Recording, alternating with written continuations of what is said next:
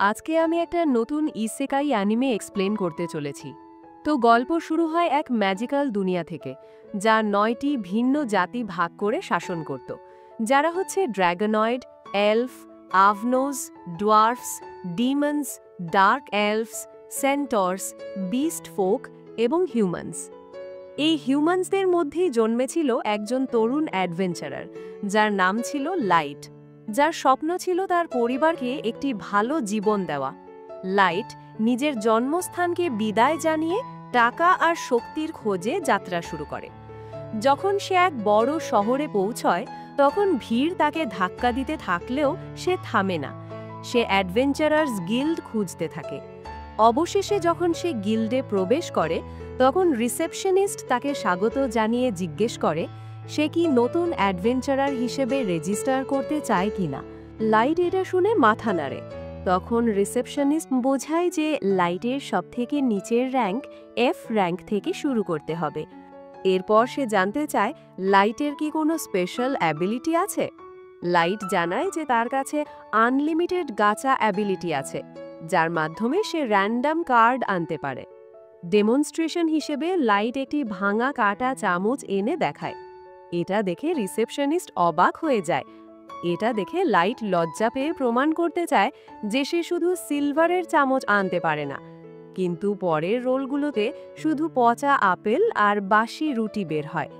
Light হতাশ হয়ে পড়ে যে ঠিক এই সময়েই তার ভাগ্য তাকে ছেড়ে দিল। আর রিসেপশনিস্টও নিশ্চিত করে দেয় যে লাইটের র্যাঙ্ক সত্যিই এফ র্যাঙ্ক। অ্যাডভেঞ্চারার কার্ড পাওয়ার পর লাইট কোয়েস্ট সম্পর্কে জানতে চায়। রিসেপশনিস্ট তাকে জব বোর্ডের দিকে ইশারা করে, কিন্তু জব পোস্টগুলো দেখে লাইট অস্বস্তিতে পড়ে যায়। আর রিসেপশনিস্ট এটা দেখে বুঝে যায় যে লাইট পড়তে জানে না, তাই রিসেপশনিস্ট নিজেই জব পোস্টগুলো পড়ে শোনায়। লাইট বিরক্তিকর কাজগুলো খুশি মনে করতে রাজি হয়ে যায়।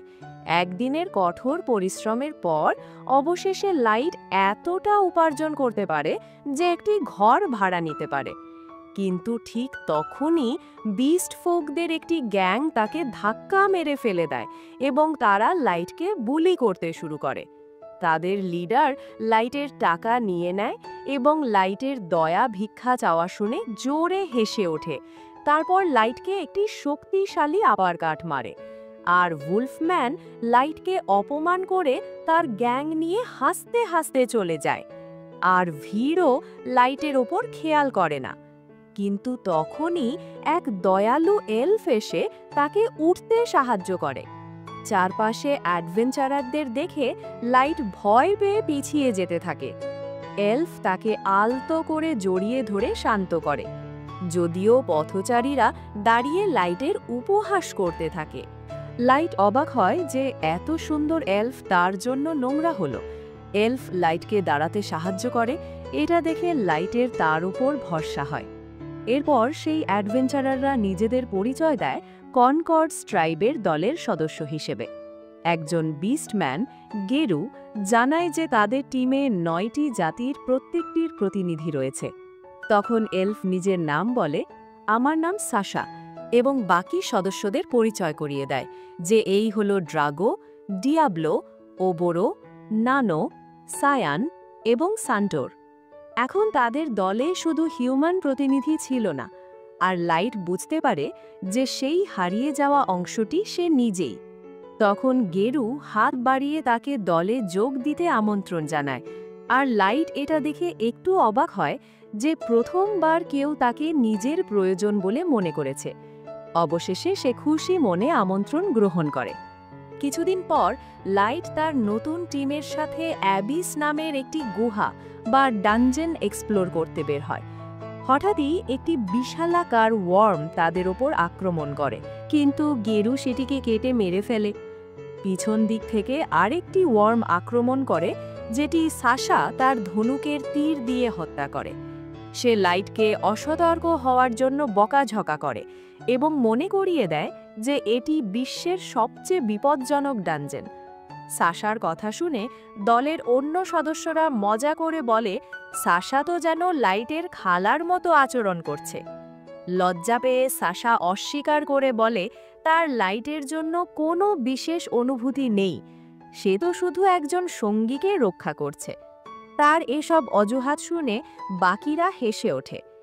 ড্রাগো লাইটকে উৎসাহ দিয়ে বলে যে অন্তত লাইট তাদের দলের জন্য দারুণ চা বানায়। মোটিভেশন পেয়ে দল ডানজানের আরও ভিতরে এগোতে থাকে। তারপর তারা একটি ডেড এন্ডে পৌঁছে ড্রাগো সবাইকে থামতে বলে। লাইট ভাবে হয়তো এখন বিরতির সময়, তাই সে চা বানাতে শুরু করে। কিন্তু ড্রাগো ঠান্ডা গলায় বলে যে তাদের এখন তার চায়ের আর দরকার নেই, কারণ তারা লাইটকে পার্টি থেকে বের করে দিচ্ছে। লাইট প্রথমে এটাকে মজা ভাবে, কিন্তু ড্রাগো কঠোরভাবে একই কথা আবার বলে।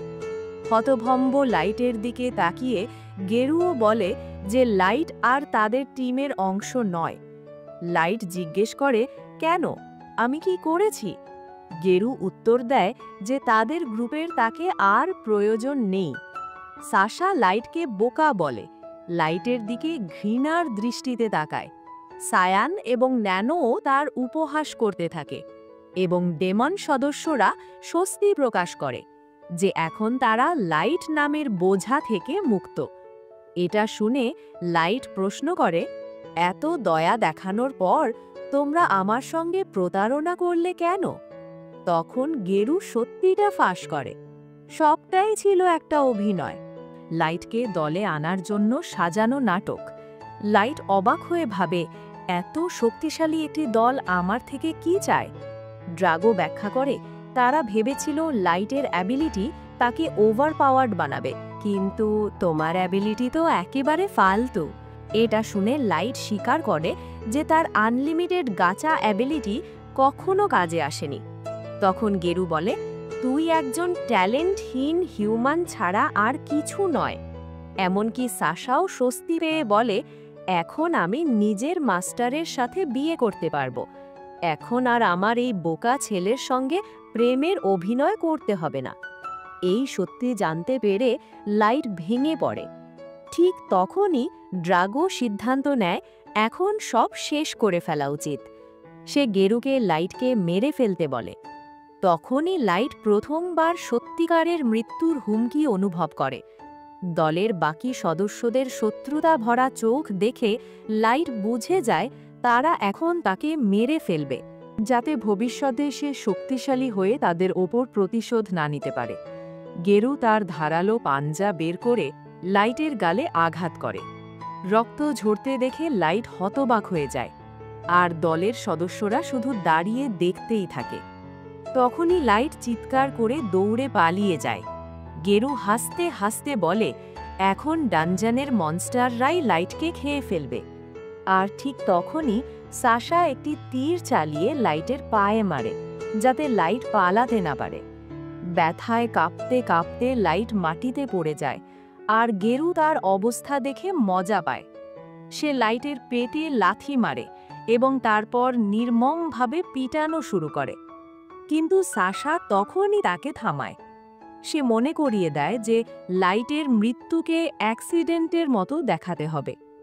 গেরু শেষ আঘাত করার জন্য তার পাঞ্জা তোলে। লাইট বাঁচার জন্য কোনো মতে প্রাণের জন্য লড়াই করতে চায়। তার যন্ত্রণা দেখে গেরু আনন্দ পায়। হঠাৎ লাইটের হাত একটি টেলিপোর্টেশন ট্র্যাপে পড়ে যায়। ড্রাগো চিৎকার করে বলে, গেরু, ট্র্যাপটি চালু হওয়ার আগে লাইটকে শেষ করে দে। কিন্তু ট্র্যাপ অ্যাক্টিভ হয়ে লাইলকে অ্যাবিসের সবচেয়ে গভীর অংশে নিরাপদে পাঠিয়ে দেয়। লাইট যখন সচেতন হয়, সে নিজেকে ডানজানের অন্য জায়গায় পায়। ব্যথায় লাইট ভাবতে থাকে, আমি কিছুক্ষণ বাঁচলেও কোনো মনস্টার আমাকে খেয়ে ফেলবে। ঠান্ডা গুহার পরিবেশ লাইটের তার প্রিয় পরিবারের কথা মনে করিয়ে দেয়, আর সে কেঁদে ওঠে। আর তার মনে পড়ে প্রথমবার দেখা কনকর্ড কত দয়ালু ছিল, কিন্তু এখন সেই একই মানুষগুলো এত নিষ্ঠুর কিভাবে হয়ে গেল। তাদের প্রতারণার কথা মনে করে লাইটের অনেক রাগ হয়। সে এখন বুঝতে পারে না এত শক্তিশালী মাস্টার এবং কনকর্ডের লিডারদের মতো পাগল মানুষগুলোর মধ্যে সে কিভাবে ফেঁসে গেছে। ধীরে ধীরে লাইটের বিভ্রান্তি রাগে পরিণত হয় এবং সে প্রতিশ্রুতি দেয় যে সে প্রতিশোধ নেবে। লাইট উঠে দাঁড়ায়, ঠিক তখনই সে পিছনের দিকে ঠান্ডা অনুভব করে। লাইট ঘুরে দেখে একটি লেভেল 1000-এর মিথিক্যাল বিস্ট তার পিছনে দাঁড়িয়ে আছে। লাইট অবাক হয়ে বলে, এত শক্তিশালী মনস্টার এখানে কি করছে? তখনই সে বুঝতে পারে ট্র্যাপ তাকে অ্যাবিসের সবচেয়ে গভীর অংশে নিয়ে এসেছে, আর মনস্টারটি তার দিকে এগোয়। লাইট পালানোর চেষ্টা করে। সে বারবার তার আনলিমিটেড গাচা অ্যাবিলিটি ব্যবহার করতে থাকে এবং কিছু চমৎকার ঘটার জন্য দোয়া করে। শেষমেশ লাইটের চেষ্টার পর একটি বিশাল ম্যাজিক সার্কেল তৈরি হয়।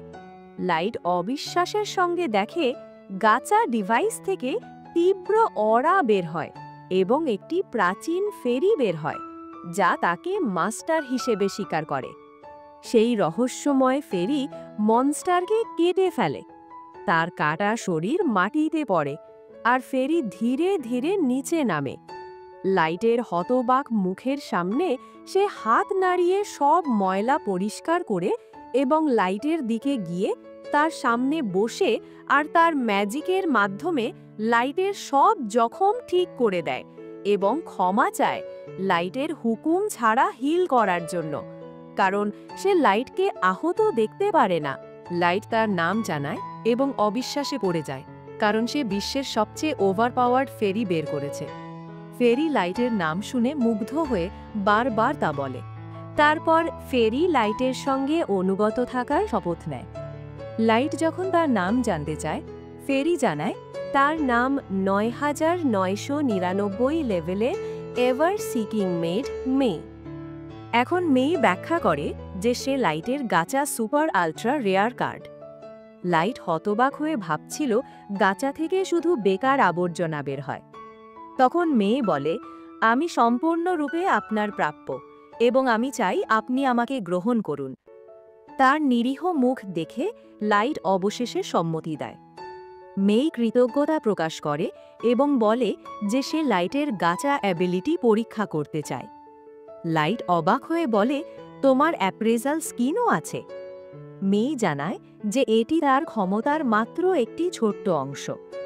আর লাইটের অনুমতি পাওয়ার সঙ্গে সঙ্গে মেয়ের চোখ ঝলমল করতে শুরু করে। মে বোঝায় যে লাইটের গাচা স্কিলে লেয়ার্স অফ সিক্রেট প্রোটেকশন রয়েছে।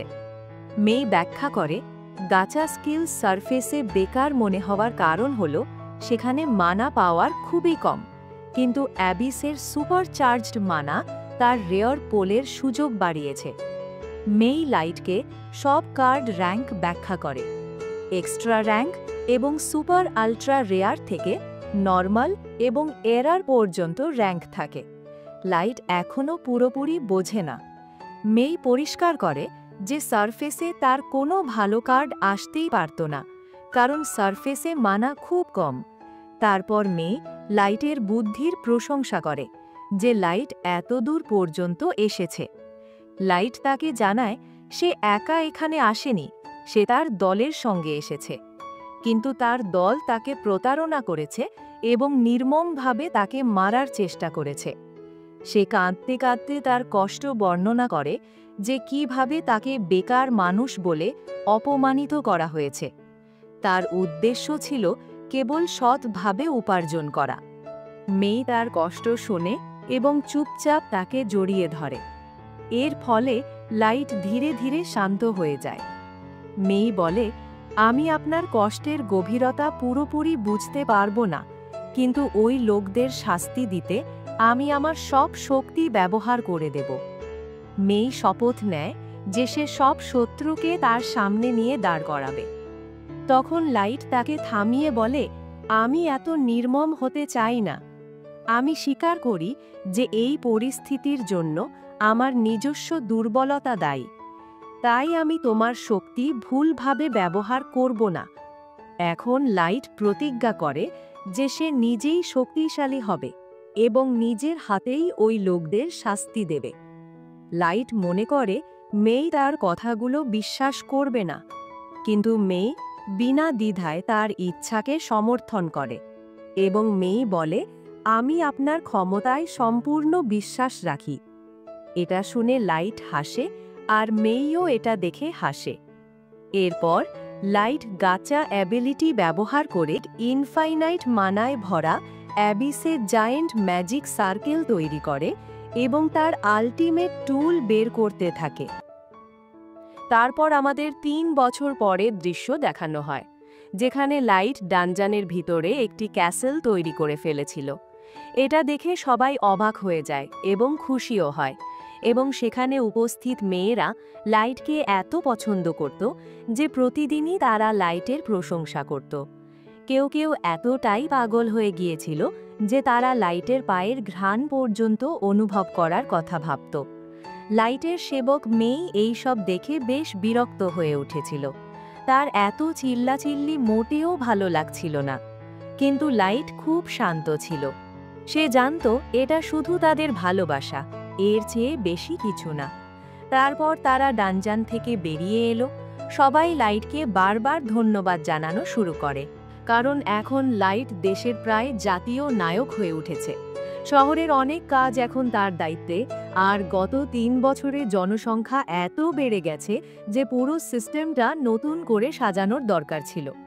লাইট জানতে চাইল তার পুরনো সঙ্গীরা এখন কি করছে। তখন মেই জানালো সবাই নিজেদের মিশনে বেরিয়ে গেছে। আয়োকি এখন ওপরের অঞ্চলগুলো অনুসন্ধান করছে এবং মানচিত্র তৈরি করছে। যদিও আশেপাশের জঙ্গলে ভয়ঙ্কর মনস্টার ভরা, কিন্তু এক জিনিয়াস টেমারের জন্য এটা বড় কোনো ব্যাপার না। তখন লাইট জিজ্ঞেস করে, এলির কি খবর, সে কি এগোচ্ছে? মেই বলে, এলি ক্রমাগত কঠোর পরিশ্রম করছে, নতুন নতুন ম্যাজিক তৈরি করছে এবং নিজের বড় পরিকল্পনা পূরণের চেষ্টা করছে। তারপর লাইট মিজোনার কথা জানতে চায়। তখন মেই জানালো সে আগের মতোই ক্যাসেলের বাগানে পাহারা দিচ্ছে। সে হ্যান্ড টু হ্যান্ড কমব্যাটের বিশেষজ্ঞ, কিন্তু সহজেই মনোযোগ হারিয়ে ফেলে। এর পরের দৃশ্যে লাইটের ক্যাসেলের ভিতরের সিন দেখানো হয়, যেখানে দরজার সামনে জ্যাক দাঁড়িয়েছিল। মেই জ্যাককে দেখে একটু বিরক্ত হয়, কারণ জ্যাক যখনই লাইটের সঙ্গে কথা বলতো খুবই বাজে আচরণ করত। কিন্তু লাইট এতে কিছু মনে করত না, কারণ লাইট জ্যাককে নিজের বড় ভাইয়ের মতো ভাবত। তখন লাইট ঠিক করল আজ একটু ট্রেনিং করবে, যাতে নিজের ঘুষিগুলো আরও শক্তিশালী করা যায়। ট্রেনিংয়ের সময়ে সে জ্যাকের পেটে সরাসরি ঘুষি মারে।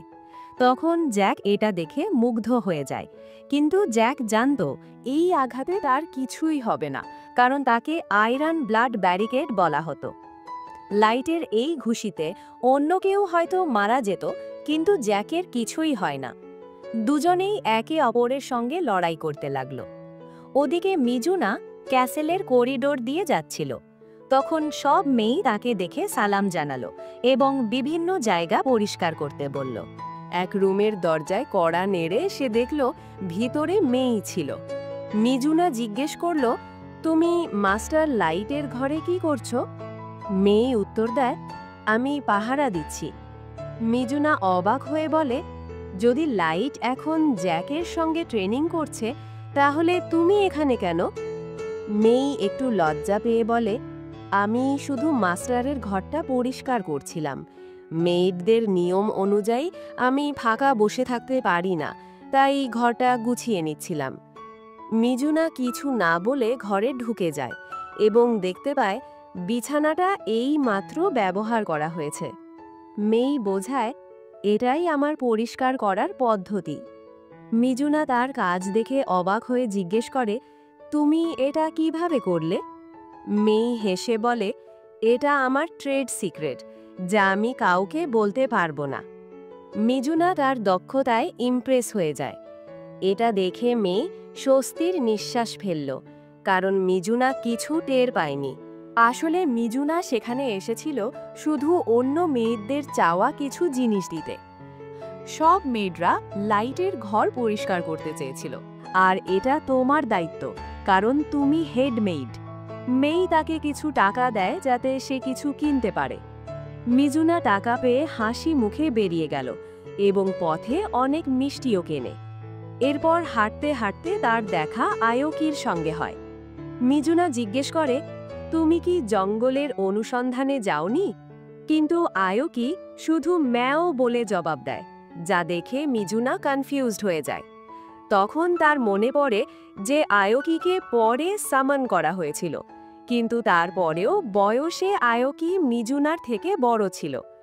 কিছুক্ষণ পরে আয়োকি একটা কাগজ দেখালো, যেখানে লেখা ছিল কোনো মনস্টার পাওয়া যায়নি।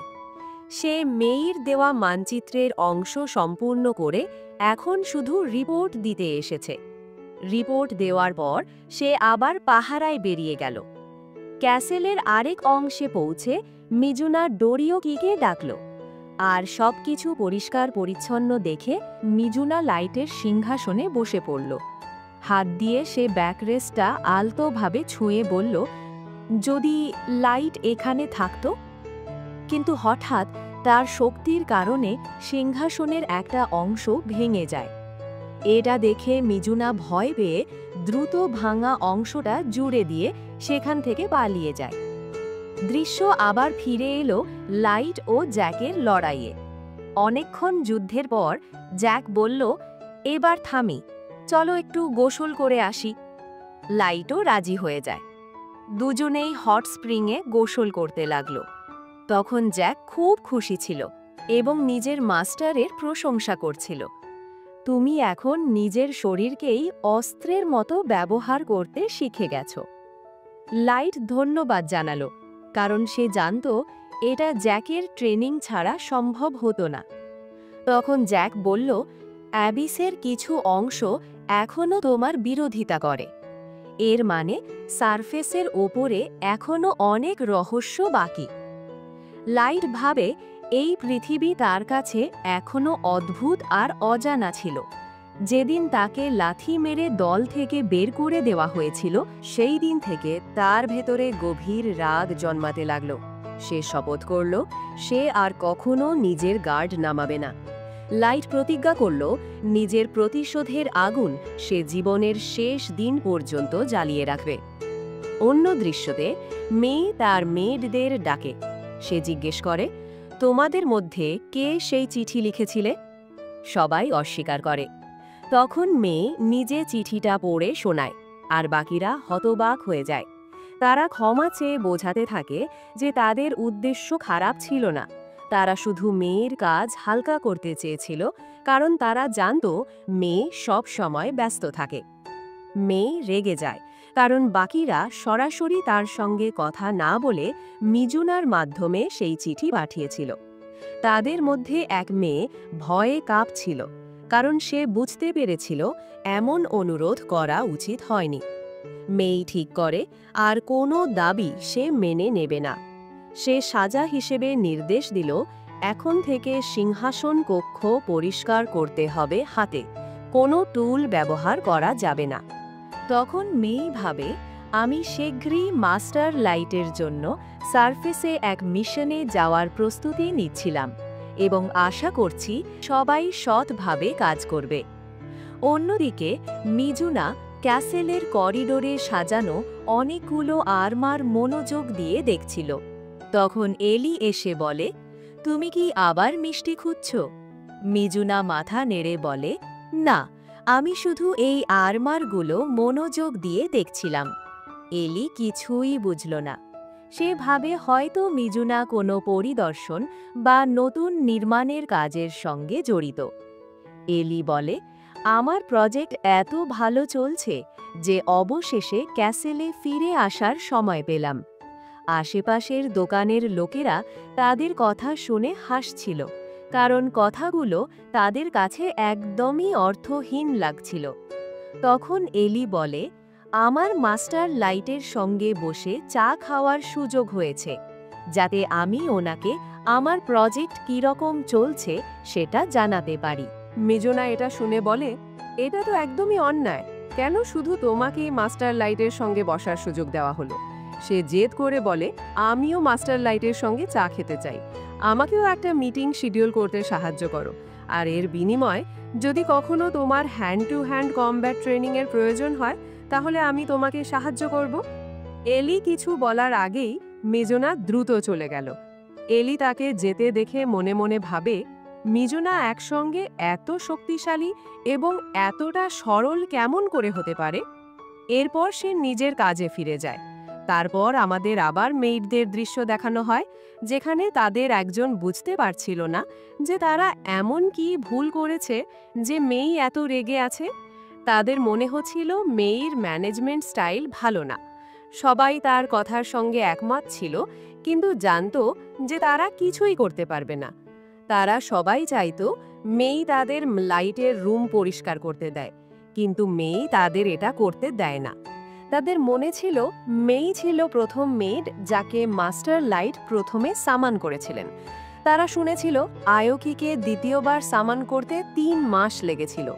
এর মানে সেই 3 মাস ধরে মাস্টার লাইট ও মেই দুজন একা ডানজানে বন্দী ছিল।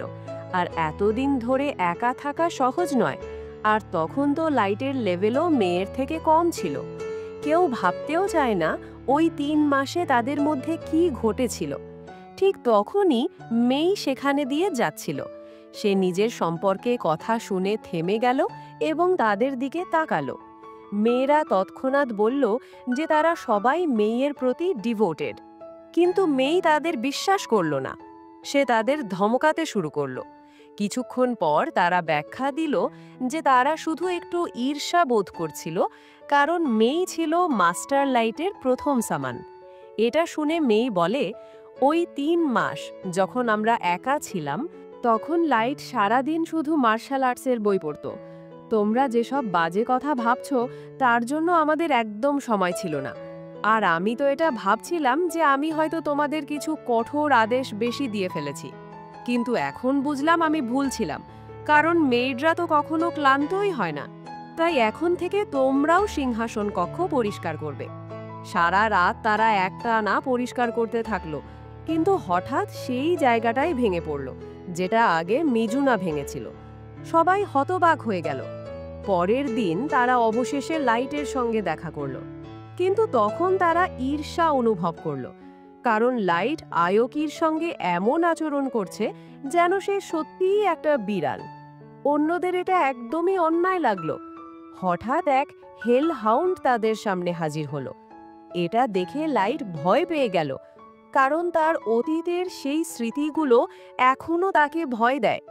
কিন্তু সেই হেল হাউন্ড মেয়েদের পাওয়ার দেখে পিছিয়ে গেল। তখন লাইট এসে সবাইকে শান্ত করালো এবং বলল, ওই হেলহাউন্ডকে একা ছেড়ে দাও। তখন তারা জিজ্ঞেস করল, আমাদের এখানে ডাকা হয়েছে কেন? লাইট বলল, আমি মেয়ের কাছ থেকে একটা খবর পেয়েছি যে মেয়ে সবার জন্য ফাঁদ পেতেছে। এটাই ছিল লাইটের প্রতিশোধের সময়। 3 বছরের প্রস্তুতির পর এখন সব শুরু হতে চলেছে। অন্য দৃশ্যে আমরা দেখতে পাই বিস্টম্যান ফেডারেশনের উলফ সিটি আকরা, যেখানে সেই গেরু এখন এক মহান নেতা হয়ে উঠেছে আর সবাই তাকে সম্মান করত। গেরু এখন বিস্ট অফ দ্য স্লাম এর অনাথ, যে বস্তি থেকে উঠে এসে ওয়্যারউলফদের পরবর্তী নেতা হওয়ার প্রিয় প্রার্থী হয়ে উঠেছে। তখন তার দলের লোকেরা তাকে জিজ্ঞেস করে, আপনি 3 বছর আগে ঠিক কী কাজ করেছিলেন? কিন্তু গেরু কিছুই বলে না, কারণ সেটা তার সিক্রেট। গেরু সেই কাজটার কথা মনে করে, এমন এক কাজ যা একই সঙ্গে গৌরবময় ও ভয়ঙ্কর ছিল। এক মানব শিশুকে হত্যা করার চুক্তি, যাকে মাস্টার ভাবা হচ্ছিল। সেই চুক্তি সবাইকে ধনী করে তুলেছিল, কিন্তু সেই ছেলেকে তারা খুঁজে পায়নি, কারণ সে টেলিপোর্ট করে অন্য কোথাও চলে গেছে। গেরুর সম্পূর্ণ বিশ্বাস ছিল ওই ছেলেটা ওই রকম আঘাতের পর বাঁচতে পারেনি, বিশেষ করে ওই জায়গায়। তবুও সে আজও বুঝতে পারে না আসলে এই মাস্টার্স কারা, যাদের জন্য পৃথিবীর সব জাতি এত মরিয়া হয়ে আছে। তখন গেরু ভাবে, আমার কি এই রহস্যের গভীরে যাওয়া উচিত? কিন্তু সে জানত এটা এক ভয়ঙ্কর পথ। সে নিজেকে বলল, ঘুমন্ত কুকুরদের ঘুমোতেই দেওয়া ভালো, অর্থাৎ কিছু সত্য চাপা থাকাই ভালো। সে ওয়েটারকে ডেকে আরেক রাউন্ড মদ আনতে বলল। ঠিক তখনই ওইখানে মেই প্রবেশ করল। মেই বলে, আপনি কি স্যার গেরু, আর আপনি কি ট্রাইবাল কনকর্ডের সদস্য ছিলেন? তখন গেরুর চামচারা বলে, তুমি জানো না এইভাবে মাস্টারের সঙ্গে কথা বলা অভদ্রতা? কিন্তু গেরু তাদের চুপ করিয়ে দিয়ে বলে, মেয়ে, তুমি এখানে কেন এসেছো? মেই বলে, আমি মাস্টার লাইটের এক সেবিকা। আমি অনেক দিন ধরে তার ঠিকানা খুঁজছি। গেরু ভাবতে লাগলো, এই মেয়ে কি এমন কিছু জানে যা আমরা জানি না? তখন মেয়ে ধীরে বলল, লাইট একজন নোবেল। এই কথা শুনে গেরু জোরে হেসে উঠল। নোবেল? তাও আবার সেই ছেলেটা? গেরু জানত, যদি সে সত্যিই বলে থাকে, তবে তার ওপরের কর্মকর্তারা নিশ্চয়ই লাইটের ব্যাপারে সম্পূর্ণ তদন্ত করে ফেলেছে। গেরুর মনে পড়ল, লাইট কখনো নিজেকে নোবেল বলেনি। কিন্তু যদি সত্যিই তা হয়, তবে এটা তাদের জন্য এক মোক্ষম সুযোগ। তাছাড়া মেয়েটি নিজেও কিছুটা বড়লোকি ছোঁয়া দেখাচ্ছিল। কিন্তু গেরু এখনও বিশ্বাস করতে পারছিল না যে লাইট সত্যিই কোনো নোবেল হতে পারে। মেয়ে জানালো যে, আমি লাইটকে সব জায়গায় খুঁজে ফেলেছি এবং সম্প্রতি জানতে পেরেছে যে লাইট কিছু অ্যাডভেঞ্চারারের দলের সঙ্গে জড়িয়েছে এবং এখন সে অ্যাবিস পার করেছে। তখন মেয়ে বলে, আমাকে এখন সেই জায়গায় নিয়ে চলো যেখানে শেষবার লাইটকে দেখা গিয়েছিল। গেরু বুঝতে পারল এটা হয়তো কোনো ফাঁদের অংশ হতে পারে। তবুও মেয়েটির কাছে প্রচুর সোনা দেখে মনে হলো সে হয়তো বোকা এক মানুষ। তখন গেরু সিদ্ধান্ত নিল সে তাকে ওই স্থানে নিয়ে যাবে, টাকা পয়সার জন্য নয়, বরং তার পুরনো বন্ধু লাইটের স্মৃতির জন্য। সে সবচেয়ে বিশ্বাসযোগ্য লোকজন ডেকে বলল যে তারা সবাই সেই স্থানে যাবে। দৃশ্য পাল্টে গুহার ভিতরে যায়। গেরুর মনে আর একটা উদ্দেশ্য ছিল। সে ভাবে ফিরে এসে এই মেয়ের সঙ্গে একটু সিস্টেম করে তাকে মেরে ফেলব। অবশেষে তারা সেই স্থানে পৌঁছায় যেখানে শেষবার লাইটকে দেখা গিয়েছিল। গেরু বলে, একদিন হঠাৎই একটি মনস্টার ওই ছেলেটার ওপর আক্রমণ করে। সে আহত হয়ে একটি টেলিপোর্টেশন ফাঁদে পড়ে যায় এবং তাকে আর কখনো দেখা যায়নি। তখন মেয়ে মাটিতে বসে কেঁদে বলল, আমি যদি তখন তার পাশে থাকতাম তাহলে এমন কখনো হতো না। মেয়ে জোরে কাঁদতে লাগলো। গেরু ভাবল, এই মেয়ে এইসব কি করে জানে? কারণ এগুলো ছিল কেবল ট্রাইবাল কনকর্ডের সদস্য এবং কয়েকজন উচ্চ কর্মকর্তার গোপন তথ্য। গেরু জিজ্ঞাসা করল, তুমি এগুলো কিভাবে জানো? মেয়ে ধীরে মাথা তোলে এবং বলে, আমি তো শুধু মানুষ নই, আমি আমার আনুগত্য লর্ড লাইটের প্রতি বেঁধে রেখেছি। আর এখন আমি এখানে এসেছি লাইটের সঙ্গে যা হয়েছে তার প্রতিশোধ নেবার জন্য। গেরু মেয়েকে দেখে তার এক অদ্ভুত অনুভূতি হয়। গেরু ভাবে, এখন কি আমি পরবর্তী শিকার হব? হঠাৎ পিছন থেকে একটা আওয়াজ এলো, অনেক হয়েছে মেয়ে, এখন থামো। সবাই তাকিয়ে দেখল এটা লাইট নিজেই। এক ঝটকায় সবাই অবাক হয়ে যায়। তখন গেরু বলে, কি করে এই ছেলেটা এখানে এলো? কেউ বলল, হয়তো ওর সঙ্গে আরও লোকও আছে। গেরুর মনে ভয় আর সন্দেহ একসঙ্গে কাজ করছিল। সে বুঝতে পারছিল না লাইট কিভাবে বেঁচে এখানে পৌঁছালো। গারুর সঙ্গীরা চিৎকার করল, এটা কি চলছে? গেরু হেসে বলল, একটা লেভেল 15-র বাচ্চা আমার থেকে বদলা নিতে এসেছে, কিন্তু আমি তো লেভেল 150-এর ওপরে। সে নিশ্চিন্ত হয়ে বলে, তুই কখনো আমাকে মারতে পারবি না, কিন্তু হ্যাঁ, তোর শরীর কাজে লাগিয়ে আমি হয়ে যাব সবথেকে শক্তিশালী বিস্টম্যান। লাইট শান্ত কণ্ঠে উত্তর দিল, আমি বেঁচে আছি কারণ মেই আমাকে বাঁচিয়েছিল এবং সেই দিন থেকেই সে আমার সেবিকা। আমি জানি যে সবার মনে অনেক প্রশ্ন আছে, কিন্তু এখন উত্তর দেওয়ার সময় নেই। তখন গেরু ও তার লোকেরা হেসে উঠল, কারণ তারা সবাই লেভেল 130-এর ওপরে ছিল। তারা ভাবে, দুই মানুষ আর তাদের কি করতে পারবে? তুই শুধু ভাগ্যের জোরে বেঁচে গেছিস, গেরু বলল, কিন্তু এবার তোর ভাগ্যও শেষ। সে এগিয়ে এলো, কিন্তু পলকের মধ্যেই তার দুই সঙ্গীর মাথা মাটিতে কেটে পড়ল। মেয়ে দাঁড়িয়েছিল, তার চোখ ঠান্ডা ও নির্মম। সে বলল, মাস্টার লাইটের অপমান আমি সহ্য করতে পারবো না। লাইট তার দিকে তাকিয়ে বলল, ধন্যবাদ মেয়ে, এখন পথ বন্ধ করে দাও, যাতে কেউ পালাতে না পারে। মেই বলল, এই জায়গা থেকে কোনো আত্মাও বাইরে যেতে পারবে না। বাকিরা ভয়ে কাঁপতে লাগলো। তখন গেরু বলল, এটা কেবল একটা সারপ্রাইজ অ্যাটাক ছিল, তাই ভয় পাওয়ার কোনো দরকার নেই। লাইট বুঝতে পারে গারু আজও বদলায়নি, সে এখনো মানুষকে নীচ জাতি ভাবে। গেরু বলে, মানুষেরাই সব সময় দুর্বল ছিল এবং থাকবেও, তাদেরকে আমি আবর্জনার মতো দেখি।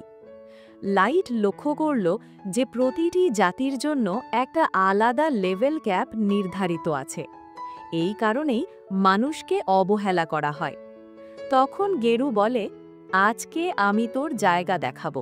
যখনই তারা লাইটের দিকে এগোয়, তখন লাইট তার স্টাফ দিয়ে সবাইকে হারিয়ে দেয়। লাইট শান্ত কণ্ঠে জিজ্ঞেস করল, এটাই কি তোমার দেখানোর মতো সব? তবুও গেরু লাইটকে দুর্বল বলতে লাগল। রাগে গেরু একটি ম্যাজিক্যাল স্টোন তুলে নিজেকে শক্তিশালী করল এবং সঙ্গে সঙ্গেই একটি লেভেল 500 মনস্টার ডেকে আনল, যাতে লাইটকে মারতে পারে। কিন্তু লাইটের কাছে লেভেল 500-এর মনস্টার দুর্বল প্রাণী মাত্র। গেরু হেসে বলল, লাইট, আবারও ঠিক ওইভাবে নিজের জীবনের জন্য ভিক্ষা চাওয়া শুরু কর, যেমন তুই 3 বছর আগে চেয়েছিলি। কিন্তু লাইট যুদ্ধ শেষ করে দেওয়ার সিদ্ধান্ত নিল। কিন্তু গেরু রাগে পাগল হয়ে উঠল। সে ভাবল, এই ছেলেটার অস্তিত্বটাই মুছে দেব। তারপর মনস্টার লাইটের ওপর হামলা করে দিল। সবাই ভেবেছিল এবার সব শেষ, কিন্তু লাইট ভয় পায় না। সে আরামে সেই আক্রমণ থামিয়ে দিল। লাইট হাসি মুখে বলল, তোমার কি লজ্জা করে না? শুধু আক্রমণ করো আর ধুলো উড়িয়ে আমার কাপড় নোংরা করো। মনস্টারও এখন এটা দেখে ভয় পেয়ে যায়, কারণ তার আঘাত লাইটকে ছুঁতেও পারল না। সমস্ত উলফরা অবাক হয়ে গেল। তারা ভাবে, লাইট এত সহজে সেই আঘাত ব্লক করে ফেলল। তখন লাইট তার মনস্টার ডাকল। এটা সবাই দেখে ভয় পেয়ে যায়। তখন লাইট আদেশ করল, আর এক ঝটকায় সেই মনস্টার জমে গেল ও এক মুহূর্তে ধ্বংস হয়ে গেল। সে বুঝতে পারল না যে কিভাবে তার মনস্টার হেরে গেল। ঠিক তখন লাইট তার আসল ক্ষমতা দেখায়। তার লেভেল ছিল 9999। সবাই এটা দেখে কাঁপতে লাগল। গেরু বিশ্বাস করতে পারল না যে একজন মানুষের এমন শক্তি হতে পারে, যখন তাদের সর্বাধিক ক্ষমতা মাত্র লেভেল 100 হতে পারে। কিন্তু এত লেভেল হওয়ার পরও লাইটের বয়স বাড়েনি। লাইট জানালো যে সে ইউথ ব্রেসলেট ব্যবহার করে বয়স বৃদ্ধি থামিয়ে রেখেছে। তারপর লাইট বলল যে আমি কখনোই সেই দিনের কথা ভুলে যাইনি যখন তোমরা আমাকে মুছে ফেলতে চেয়েছিলে। এখন লাইটকে দেখে সে বুঝল মৃত্যু তার সামনে দাঁড়িয়ে আছে এবং পালানোর কোনো পথ নেই। গেরু কাঁপতে কাঁপতে ক্ষমা চাইতে লাগল। বলল, যা ঘটেছে সব আমার দেশের আদেশে করা হয়েছিল, এতে আমার ব্যক্তিগত দোষ নেই। আর তুমি আমাদের সেই ভালো মুহূর্ত মনে করে আমাকে এবারের মতন ছেড়ে দাও। তখন লাইট প্রশ্ন করে, তুমি মাস্টার্সদের সম্পর্কে যা জানো সব বলো। গেরু জানালো যে উঁচু কর্মকর্তারা কেবল বলতেন ওদের খুঁজে আনো। লাইট জিজ্ঞেস করল, যখন তারা বুঝল আমি তাদের মতো না, তখন আমাকে কেন মেরে ফেলার হুকুম দিল? কিন্তু গেরু বলল, আমি কিছুই জানি না। কিন্তু যখন বাকি চামচারা কিছু বলার চেষ্টা করে, ঠিক তখন মেই বিন্দু মাত্র দ্বিধা না করে তাদের কেটে ফেলল। সবকিছু এক পলকে শেষ হয়ে গেল। গেরু এটা দেখে ভয় পেয়ে গেল। তখন লাইট প্রশ্ন করল, যুদ্ধ হয় তাহলে কি আমি উচ্চ জাতিদের হারাতে পারব? গেরু ভয়ে সত্যটি বলে দিল, লাইট, তুমি শক্তিশালী হলেও শেষ পর্যন্ত তুমি তো একজন মানুষই। তাদের কাছে শতাব্দীর সংগৃহীত অসংখ্য অস্ত্র, আর্মার ও অসংখ্য শক্তিশালী আইটেম আছে। লাইট শান্তভাবেই বলল, সে এটা আগে থেকেই জানে যে একার শক্তিরও সীমা আছে। তবুও আমার আরও কিছু প্রশ্ন রয়ে গেছে, এবং আমি চাই তুমি সঙ্গে চলো। লাইট তাকে নিজের চেম্বার দেখালো। সেখানে সে তার সম্পূর্ণ যুদ্ধ বাহিনী তুলে ধরল। মানুষ ও মনস্টার সবই তার নিয়ন্ত্রণে। গেরু ভয়ে দ্রুত অসহায় হয়ে প্রস্রাব করে ফেলল। লাইট এটা দেখে তাকে বলে, তুমি যা আমার সঙ্গে করেছো তার পুরস্কার হিসাবে আমি তোমাকে মৃত্যুর চেয়েও খারাপ জীবন দেব। সে লাইটের আর্মির লেভেল দেখে ভাবে, আমরাই এই রাক্ষসকে জন্ম দিয়েছি, আর এখন আমি কিছুই করতে পারবো না। তার চোখ দিয়ে পানি পড়া শুরু করে। তারপর সে লাইটকে বলে, তুমি কি নিজেকে ঈশ্বর বানাতে চাও? লাইট এটা শুনে হাসে। তার এই চিন্তা আগে আসেনি, কিন্তু এখন সে ভেবে দেখে যে সে চাইলে এখন এই দুনিয়াকে যেরকম মন চায় সেরকম নিয়ন্ত্রণ করতে পারে। কিন্তু এখন সময় হয়ে গেছে সারফেসে যাওয়ার। তারপর কয়েক মাস কেটে যায়। অবশেষে লাইট ডানজন থেকে বেরিয়ে আসে। তার সঙ্গীদের নিয়ে সে এখন নিজের পুরনো গ্রামের দিকে যায়, এই আশায় যে সে তার পরিবারকে দেখাতে পারবে যে এখন সে এত শক্তিশালী হয়েছে যে চিরকাল তাদের রক্ষা করতে পারবে। কিন্তু যখন সে গ্রামে পৌঁছায়, লাইট অবাক হয়ে যায়, কারণ তার গ্রাম ধ্বংসস্তূপে পরিণত হয়ে গেছে। সে তার বাড়ির দিকে দৌড়ায়। সে নিজের চোখের ওপর বিশ্বাস করতে পারে না এবং মাটিতে পড়ে যায়। তখন মেই এবং বাকিরা লাইটকে শান্ত করিয়ে বলে, মাস্টার, যারা এসব করেছে তাদের থেকে আমরা প্রতিশোধ নেবই। এখন লাইটের কাছে কেবল একটাই আশা রয়ে গিয়েছিল। যখন তারা গ্রামে মরা শরীরগুলোর খোঁজ করে, তখন তারা লাইটের পরিবারের মৃতদেহ পায় না। এটা দেখে লাইট খানিকটা আশা পায়। হয়তো তার পরিবার সেই রক্তাক্ত আক্রমণ থেকে বেঁচে গেছে এবং কোথাও লুকিয়ে আছে। কয়েক সপ্তাহ পর লাইট আবার ওই ধ্বংস হওয়া গ্রামে ফেরার সিদ্ধান্ত নেয়, কারণ আগেরবার সে এতটাই ভেঙে পড়েছিল যে সম্ভবত বহু জরুরি জিনিস তার চোখ থেকে ছুটে গেছে। আর এবার তার সাথে ছিল এক আর্মারধারী নাইট গোল্ড এবং এক অ্যাসাসিন নিমুমু। গ্রামটির দৃশ্য আবারও দেখে লাইটের ভিতরে আবার ভয় জাগে, কিন্তু সে নিজেকে সামলায়। লাইট তার সঙ্গীদের সাহায্যে মারা যাওয়া গ্রামবাসীদের জন্য বহু কবর বানায় এবং তাদের ওপর ফুল দেয়। তখনই তার ধারণা হয় যে এই আক্রমণটি হয়তো অন্য কোনো জাতির অ্যাডভেঞ্চারারের দলের দ্বারা করা হয়েছে। এই সময় গোল্ড অভিযোগ করতে শুরু করে যে যদি তারা দ্রুত এখান থেকে না যায়, সেক্ষেত্রে তাদের রাতটুকু খোলা জায়গায় কাটাতে হবে। তখন নিমুমু তাকে লাথি মেরে বলে, মাস্টার শোকে আছে আর আমাদের তাকে সময় দিতে হবে। গোল্ড জবাব দেয় যে আমি মাস্টারের জন্য বরফে ঢাকা পাহাড় থেকে নরকের গভীরতা পর্যন্ত যেতে পারি, কিন্তু এখন তাদের একটি নিরাপদ জায়গা খুঁজে বের করতে হবে যাতে মাস্টার লাইট একটু বিশ্রাম করতে পারে। এটা শুনে নিমুমু কিছুই বলতে পারে না এবং এই ছোট তর্ক লাইটের মুখে একটা হালকা হাসি নিয়ে আসে। তখন লাইট উঠে বলে, রিল্যাক্স করো বন্ধু, আমি ঠিক আছি।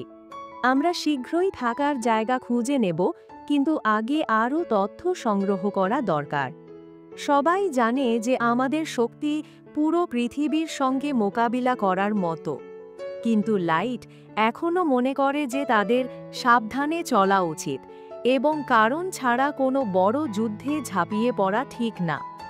গোল্ডও একমত এবং বলে, যদি কোনো ঝামেলা ছাড়া জিততে চাও তাহলে নিজের শত্রুকে ততটুকুই জানার চেষ্টা করো যতটুক তুমি নিজেকে জানো। লাইট বলে, আমাদের প্রথমে প্রতিটি দেশের শক্তি সম্পর্কে ধারণা নিতে হবে। একই সঙ্গে সে সন্দেহ করে যে তার গ্রামের উপর হওয়া আক্রমণটি একজন পোটেনশিয়াল মাস্টার হতে পারে। লাইট মনে করে সেই গোপন সংগঠন যারা একসময় তাকে মারার আদেশ দিয়েছিল, হয়তো তারা এখন গ্রামেও পৌঁছে গেছে। এটা ভেবে লাইট অনেক রেগে যায় এবং সে শপথ করে যে এই দুনিয়াকে বাঁচানোর জন্য আমি ওই সংগঠনকে মুছে ফেলব। নিমুমু লাইটকে দেখে ভয় পেয়ে যায়, কিন্তু গোল্ড লাইটকে শান্ত করে বলে, এখন আপনার রাগ নিয়ন্ত্রণ করতে হবে। শহরে আমরা কোনো ঝামেলা চাই না। এটা শুনে লাইট খানিকটা শান্ত হয়। তারপর লাইট তার পকেট থেকে একটা মুখোশ বের করে পড়ে এবং তারপর তারা তিনজন উড়ে ড্যাগোস নামক শহরের দিকে অগ্রসর হয়। পথে নিমুমু প্রশ্ন করে, শহরে পৌঁছে তারা কি করবে?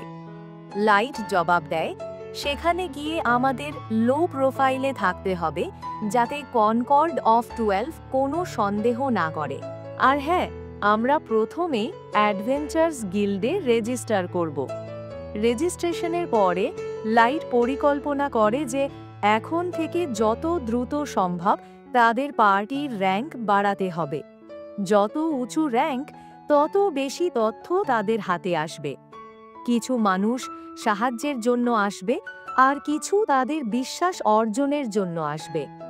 গোল্ড এই আইডিয়া চমৎকার বলে মনে করে, কিন্তু সে বলে এখন থেকে পায়ে হেঁটে চলব, না হলে আমরা যদি এমনই উড়তে থাকি তাহলে তো সবার চোখ আমাদের দিকে পড়বে। লাইট হেসে সম্মতি জানায় এবং তারা তিনজন পায়ে হেঁটে চলতে শুরু করে।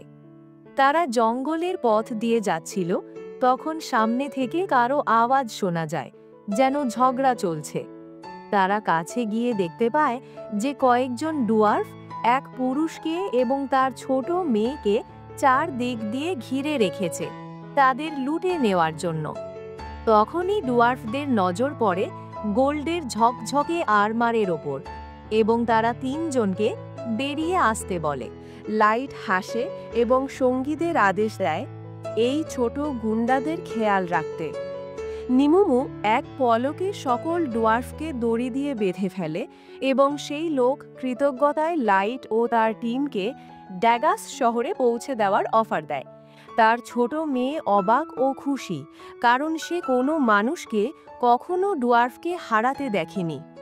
লোকটাও স্বীকার করে যে এমন শক্তিশালী মানুষ খুব কম দেখা যায়। তিনি জিজ্ঞাসা করে, তোমরা কি কোনো বিখ্যাত অ্যাডভেঞ্চারার্স পার্টি? লাইট হেসে বলে, এখনো আমরা রেজিস্টারও করিনি। এটা শুনে লোকটা বলে, তুমি সঠিক জায়গায় এসেছো। ড্যাগার শহর ডোয়ার্ফ রাজ্যের সীমান্তে অবস্থিত, তার জন্য এখানে অসংখ্য ডানজেন্স ও অ্যাডভেঞ্চারার্স আছে, তাই ঝগড়াও বেশি হয়। শহরটি মানুষের মধ্যেও বেশ প্রসিদ্ধ, তবে অনেক জায়গায় মানুষের সাথে বৈষম্য করা হয়। তাই আমি নিজে একটা ইন খুলেছি, যেখানে সব জাতির লোককে সম্মান দেওয়া হয়। শহরের গেটে পৌঁছলে লাইট ও তার দল গাড়ি থেকে নেমে যায়। লোকটি বলে, আমাকে কর্নেল বলে ডেকো, আর যদি রাত কাটাতে চাও তাহলে অবশ্যই আমার ইনে এসো। লাইট তাকে ধন্যবাদ জানায় এবং ভিতরের দিকে এগোয়। শহরের দৃশ্য চমৎকার। প্রতিটি গলিতে দোকান, হাতিয়ার ও আর্মার বিক্রি চলছে।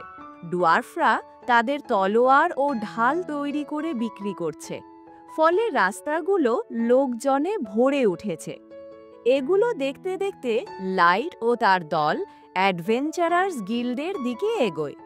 ভিতরে পৌঁছে তারা একটি বড় হল দেখে, যেখানে চারপাশের মানুষ কোয়েস্ট বোর্ডের কাছে ভিড় করে আছে। লাইট দেখে যে অনেক মানুষ অ্যাডভেঞ্চারারও আছে, কিন্তু বৈষম্য এখনো থামেনি। অন্যান্য জাতির অ্যাডভেঞ্চারারদের জন্য মানুষরা রাস্তা ছেড়ে দেয়। লাইট কিছু বলে না এবং সরাসরি রেজিস্ট্রেশন ডেস্কে যায়। সেখানে তাদের র্যাঙ্ক এফ দেওয়া হয়।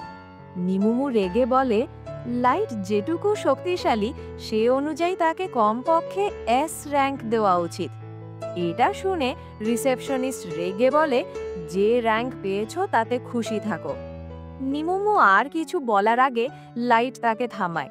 সে হাসি মুখে রিসেপশনিস্টের কাছে ক্ষমা চায় এবং তার এফ র্যাঙ্ক নেয় এবং বাইরে বেরিয়ে আসে। বাইরে এসে নিমুমু লজ্জায় লাইটের কাছে ক্ষমা চায়। লাইট শান্তভাবে বলে, কোনো কথা নয়, এখন চলো কর্নেলের ইনে যাই, সেখান থেকে পরবর্তী পদক্ষেপ ভাবব। কর্নেল তাদের দেখে খুবই খুশি হয় এবং জিজ্ঞাসা করে, বলো লাইট, তোমার জন্য আমি কি করতে পারি? তখন লাইট বলে, আমার কাছে একটা অদ্ভুত অনুরোধ আছে। আমি এই পুরো ওপরের মেঝেটা 1 মাসের জন্য ভাড়া নিতে চাই, এবং সেই সময় যেন সেখানে আর কেউ যেতে না পারে, এমনকি ইনের কোনো কর্মীরাও না। আমি আগে থেকেই ক্ষমা চেয়ে নিচ্ছি যদি আমার অনুরোধে কোনো অসুবিধে হয়ে থাকে, কিন্তু এটা অত্যন্ত জরুরি। এরপর লাইট একটি সোনার কয়েন ভরা থলে বের করে কর্নেলকে পেমেন্ট হিসেবে দেয়। কর্নেল তা ফিরিয়ে দিয়ে বলে, আমি সেই মানুষের থেকে টাকা নেব না যে আমার জীবন বাঁচিয়েছে। কিন্তু লাইট জোর দেয় এটা তার জন্য জরুরি। শেষে কর্নেলের টাকা নেওয়া লাগে। উপরে উঠেই লাইট কিছু জাদুর ব্যারিয়ার বসায় যাতে বাইরের কেউ তাদের উপর নজর রাখতে না পারে। তারপর সে মাস্ক ও ক্লক খুলে একটু বিশ্রাম নেয়। তখন নিমুমু তাকে দেখে বলে, লাইট, তোমার এতটা ঝুঁকি নেওয়া উচিত ছিল না। আমি ও গোল্ড সমস্ত তথ্য একত্র করতে পারতাম। তুমি অনেক শক্তিশালী, কিন্তু তারপরও সতর্ক থাকা ভালো। লাইট এটা শুনে একটু রেগে যায়। সে দাঁড়িয়ে প্রশ্ন করে, তুমি কি চাও আমি প্রতিশোধ নেওয়ার অধিকার ছেড়ে দেই, তাদেরকে শাস্তি না দেই যারা আমার গ্রাম ও পরিবারকে মুছে দিয়েছে? নিমুমু লাইটকে দেখে ভয়ে কেঁপে ওঠে এবং মাটিতে মাথা নিচু করে ক্ষমা চেয়ে বলে, আমার কথার এই মানে ছিল না লাইট, আমি তোমাকে কষ্ট দিতে চাইনি। কিছুক্ষণ পর লাইট নিজেকে সামলায়, তারপর নিমুমুকে তুলে দাঁড় করায় এবং বলে, আমাকে ক্ষমা করো, তুমি তো শুধু আমার নিরাপত্তা চেয়েছিলে, আমার সেটা বোঝা উচিত ছিল। পরের সকালে তারা ডানজানে যাওয়ার প্রস্তুতি নেয়। সবাই নিজেদের গিয়ার পরে এক লম্বা লাইনে দাঁড়ায় যা ডানজানের গেট পর্যন্ত যায়। লাইনে দাঁড়িয়ে থাকার সময় হঠাৎ 2জন হুডি পরা লোক সামনের একদল মানুষ অ্যাডভেঞ্চারারদের মাঝে ঢুকে পড়ে, কিন্তু কেউ কিছু বলার সাহস করে না। লাইট এটা দেখে বুঝে যায় তারা নিশ্চয়ই অন্য জাতির অ্যাডভেঞ্চারার। তখন লাইট তাদের কাছে গিয়ে বলে, লাইনে ফিরে যাও যেমন বাকিরা দাঁড়িয়ে আছে। তখন এক হুড পরা লোক রেগে লাইটের দিকে তাকিয়ে ভাবে, একজন মানুষ আমার সাথে এমনভাবে কথা বলার সাহস করল। তখন লাইট শান্ত গলায় বলে, যদি তুমি কোনো রাজপরিবারের সন্তান হও তবে তুমি হয়তো চাও না এখানে কোনো তামাশা হোক। কিন্তু সেই লোক রেগে তার তলোয়ার বের করতে যাচ্ছিল। তখন তার দলের আরেক সঙ্গী তাকে থামায়। তারা 2জন পিছনে ফিরে যায়, কিন্তু যেতে যেতে সেই লোক লাইটের দিকে আঙুল তুলে বলে, আমি তোকে পরে দেখে নেব।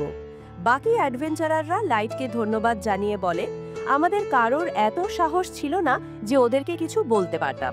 এরপর এক তরুণ অ্যাডভেঞ্চারার লাইটকে জিজ্ঞাসা করে, আপনারা কি কোনো সাপ্লাই আনেননি? এই ডানজানটা অনেক বড়, একে পরিষ্কার করতে কয়েকদিন লেগে যাবে, তাই আমরা সবাই ক্যাম্পের জন্য জিনিস নিয়ে এসেছি। কিছুক্ষণ পর সবাই ডানজানের ভিতরে ঢোকে, যেখানে নানা রকম প্রাণী ও দানব ভরা। লাইট প্রথমে চারপাশে তাকায় নিশ্চিত হতে যে আশেপাশে কেউ আছে কিনা।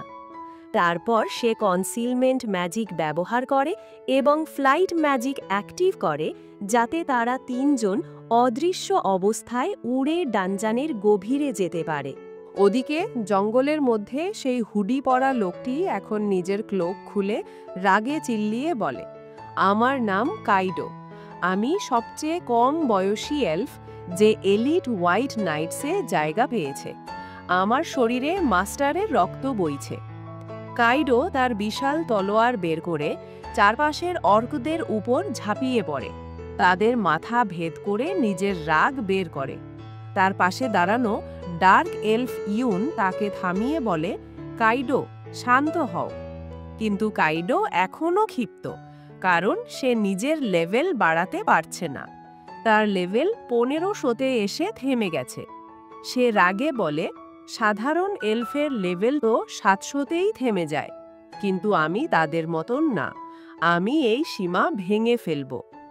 সে নিজের তলোয়ার মাটিতে গেঁথে শপথ করে, আমি হব এই দুনিয়ার সবচেয়ে শক্তিশালী যোদ্ধা। ওদিকে ডানজানের তৃতীয় ফ্লোর পুরোপুরি পরিষ্কার করে ফেলেছে লাইট ও তার দল। তারা আজকের অভিযান এখানেই শেষ করার সিদ্ধান্ত নেয় এবং সমস্ত ম্যাজিক জেম সংগ্রহ করে, যা লেভেল ক্লিয়ার করার প্রমাণ হিসাবে ব্যবহৃত হবে। সব সংগ্রহের পর তারা ফিরে যাওয়ার পথে ডানজানের সৌন্দর্য উপভোগ করে। লাইট ভাবে, যদি আমাদের উড়ার ক্ষমতা না থাকতো তবে এক ফ্লোর থেকে অন্য ফ্লোরে যেতেই ঘন্টার পর ঘন্টা লেগে যেত, কিন্তু আমাদের স্কিলের জন্যই আমরা একদিনে বহু ফ্লোর পার করে ফেলেছি। ফেরার পথে তারা দেখে কিছু তরুণ অ্যাডভেঞ্চারার গবলিনদের সঙ্গে লড়ছে। লাইট কিছুক্ষণ তাদের দেখে, তাদের টিম ওয়ার্ক বেশ ভালো এবং তারা গবলিনদের হারাতে সক্ষম হয়। কিন্তু ঠিক তখনই পিছনের ঝোপ থেকে একটি বুশ স্নেক ধীরে ধীরে মেয়েটির দিকে হামলা করতে এগোয়। লাইট সঙ্গে সঙ্গে নিচে নেমে সেই সাপটিকে মেরে ফেলে। সে অ্যাডভেঞ্চারারদের বলে, সবসময় শুধু সামনে থাকা শত্রুর দিকে নজর রেখো না, চারপাশে কি চলছে সেটার উপরও খেয়াল রেখো। তারা সবাই লাইটকে ধন্যবাদ জানায়, কিন্তু ঠিক তখনই জঙ্গল থেকে কয়েকটি নেকড়ে বেরিয়ে আসে। সবাই ভয় পায় এবং পালানোর চিন্তা করে, কিন্তু আশ্চর্যের বিষয়, ওই নেকড়েগুলো আক্রমণ করে না, বরং উল্টো দিকেই পালিয়ে যায়। কারণ জঙ্গল থেকে বেরিয়ে আসে এক বিশাল ম্যান্টিস। এটা দেখে বাচ্চারা পালানোর জন্য প্রস্তুত হচ্ছিল। তখন লাইট তাদের জিজ্ঞেস করে, আমি কি এই মনস্টারটাকে নিজেই শিকার করতে পারি? এটা শুনে নিমুমু বলে, এই ম্যান্টিসটা লেভেল 500। এটা শুনে বাচ্চারা ভয় পেয়ে যায় এবং নিজেদের টিমকে পালিয়ে যাওয়ার কথা বলে। ঠিক তখনই ম্যান্টিস আক্রমণ করে দেয়, কিন্তু গোল্ড দ্রুত সামনে এসে ম্যান্টিসকে আটকে দেয়। কয়েকটি হামলার পর গোল্ড বুঝে যায় এই ম্যান্টিসকে হারানো সহজ হবে না। তখন লাইট সঙ্গে সঙ্গে ফায়ার অ্যারোর স্পেল ব্যবহার করে, কিন্তু এতে ম্যান্টিসের কিছুই হয় না। এটা দেখে বাচ্চাদের লিডার তার ম্যাজিশিয়ান সঙ্গী মিয়াকে সাহায্য করতে বলে, কিন্তু মিয়া তো লাইটকে দেখে অবাক হয়ে যায়, কারণ লাইট কোনো স্পেল না বলেই ম্যাজিক ব্যবহার করেছিল। তখন লাইট তাকে বলে, আমার প্রশংসা না করে লড়াইয়ের উপর মনোযোগ দাও। তখন গোল্ড বাচ্চাদের বলে, তোমরা ভালো করে দেখো যে কিভাবে অ্যাট্যাক আর ডিফেন্স একসাথে ব্যবহার করা হয়। ঠিক তখনই ম্যান্টিস আবার হামলা করে। এটা দেখে গোল্ড তার শিল্ড দিয়ে হামলা আটকে দেয় এবং ধাক্কা মেরে ম্যান্টিসের একটি ধারালো ব্লেড ভেঙে ফেলে। এবং তখনই গোল্ড দ্রুত এগিয়ে গিয়ে ম্যান্টিসের একটি পা কেটে ফেলে। তখন লাইট একসাথে বহু ফায়ার অ্যারোর হামলা করে। ম্যান্টিস সেগুলো থামানোর চেষ্টা করে, কিন্তু তীরগুলো মাঝপথে ঘুরে পেছন থেকে তার শরীরে গেঁথে যায়। মিয়া হতবাক হয়ে দেখে লাইট একসাথে 30টিরও বেশি হোমিং অ্যারো নিয়ন্ত্রণ করছিল। ভয়ে ম্যান্টিস পালাতে চায়, কিন্তু লাইট সামনে আগুনের দেওয়াল তৈরি করে তার পথ বন্ধ করে দেয়। ম্যান্টিস আগুনের উপর দিয়ে পালানোর চেষ্টা করে, কিন্তু ঠিক তখনই নিমুমু আকাশে লাফিয়ে নিজের ড্যাগারের এক আঘাতে সেই মনস্টারকে টুকরো টুকরো করে ফেলে। তারপর নিমুমু আনন্দে একটু বাড়াবাড়ি করে ফেলে, কিন্তু গোল্ড হেসে বলে, এভাবে বাচ্চাদের মতো আচরণ করো না, পুরো মূল্যবান মনস্টারের মেটেরিয়াল তো নষ্ট করে ফেললে। এটা শুনে নিমুমু ভয় পেয়ে যায়, আর বাচ্চারা এটা দেখে ভাবে লাইটের টিম এত ভয়ঙ্কর মনস্টারকে কত সহজেই হারিয়ে দিল। কিছুক্ষণ পর নিমুমু লাইটের কাছে ক্ষমা চায়, আর বাচ্চারা ম্যান্টিসের মধ্যে থেকে একটি নিখুঁত মনস্টার জেম পায়। গোল্ড খুশি হয়ে বলে, ভাগ্য ভালো, নইলে নিমুমুর এক আঘাতে এই জেমটাও ভেঙে যেত। তখন লাইট সেই কোর দেখে ভাবে, এটা গিল্ডে জমা দিলেই আমাদের র্যাঙ্ক বাড়ানো যাবে। বাচ্চারা জিজ্ঞেস করে, আপনারা কি র্যাঙ্ক বাড়ানোর সেই হাই র্যাঙ্ক অ্যাডভেঞ্চারার?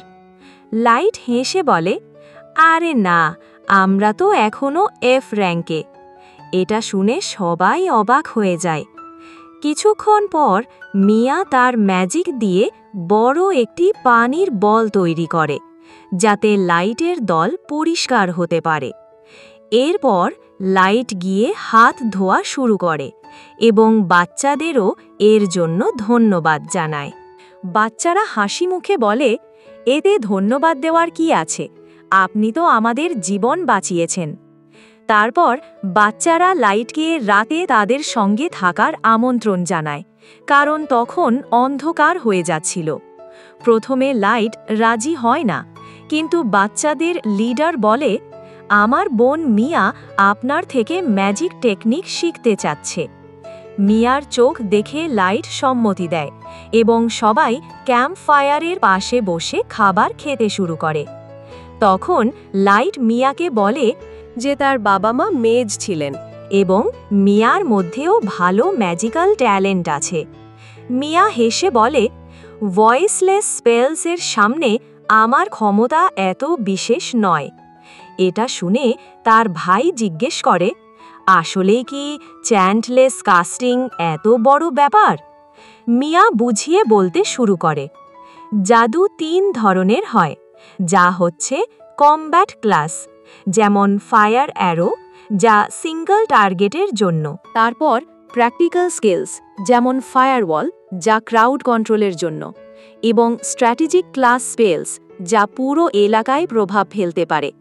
স্ট্র্যাটেজিক লেভেলের স্পেলগুলো প্রাকৃতিক দুর্যোগের মতো শক্তিশালী এবং এগুলো কয়েকজন হাই লেভেলের মেজ একসঙ্গে কাস্ট করে।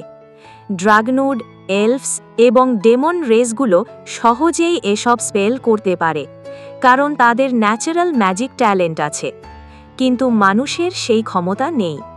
তাই মিয়া বলে, লাইট একজন ওয়ার্ল্ড ক্লাস প্রডিজি, কারণ সে কোনো মন্ত্র না বলেই স্পেল করতে পারে, অথচ সে একজন সাধারণ মানুষ। গোল্ড তার কথা শুনে মাথা নাড়ে এবং লাইট হেসে ফেলে। রাতে সবাই শান্ত হয়ে গেলে মিয়ার ভাই বলে, লাইট, তোমার কাছে অনেক শক্তি থাকা সত্ত্বেও তুমি ভিতর থেকে একজন ভালো মানুষ। বোনকে খুশি করতে সে আরও বলে, মিয়া, তুমি অবশ্যই সফল হবে যখন তুমি ডাচি ম্যাজিক স্কুলে ভর্তি হবে। এটা শুনে মিয়া একটু লজ্জা পায়।